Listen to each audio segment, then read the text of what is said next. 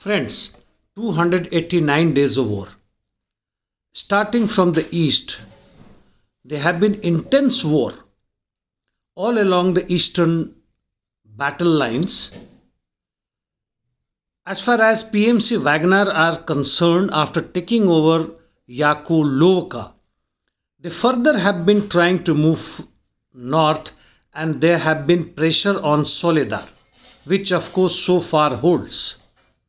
It is reported that the Ukrainian forces are sending approximately 4 to 500 soldiers on daily basis in Artyomovsk, that is Bakhmut, to continue its control and counter Russian forces' assaults. In addition, they also have been waging various counter-offensive. By the way, I must remind you that Bakhmut is one of the most fortified battle zones in Ukraine, probably next to only Azovstal. Fierce battle was reported in and around Vodyanoe, which was taken over by the Russian forces a week back. And now Ukrainians tried their full effort to take it back.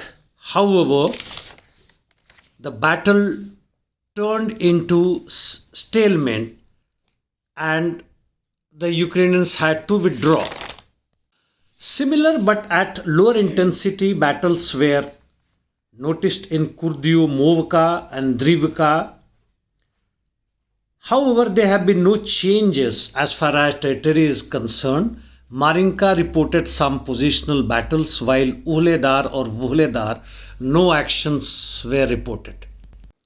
In south, positional battle continues across Dnieper River, all along Kherson, Kakhovka and Zaporizhia region.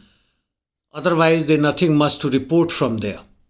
Yes, Donetsk has been shelled as part of Russian interdictions, including other parts of Ukrainian territory. In north, there have been some silent changes taking place.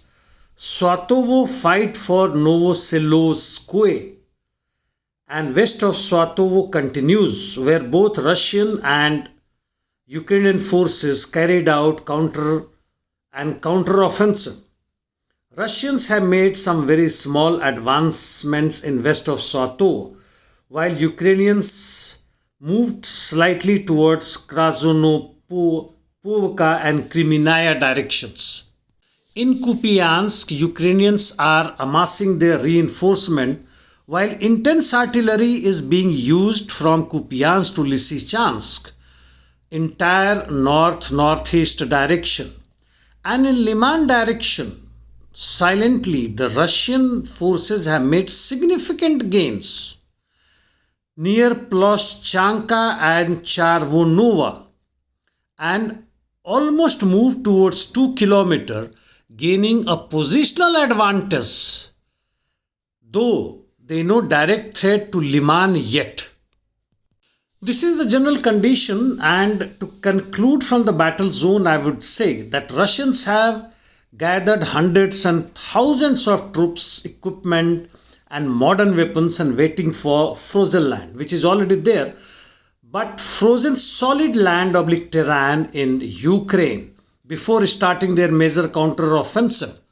But is Pentagon sitting quietly as a spectator? I wonder. In the meantime, US basketball player Britney is released from Russia in exchange for victor from USA. Lithuania, one of the biggest memorial of Soviet soldiers, is being demolished by Lithuanian government. I wonder why Nazis and fascists try to change the history, which they cannot, because they control the present for some temporary time, not realizing future doesn't belong to them.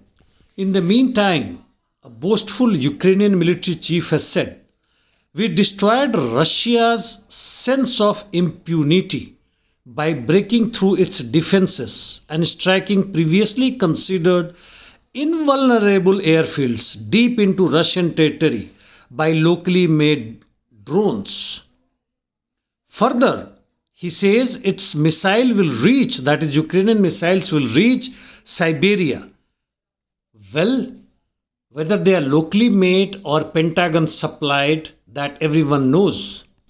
Finally, DPR claims to have taken back its 340 settlements since February in Donetsk region. Thank you, friends. See you tomorrow.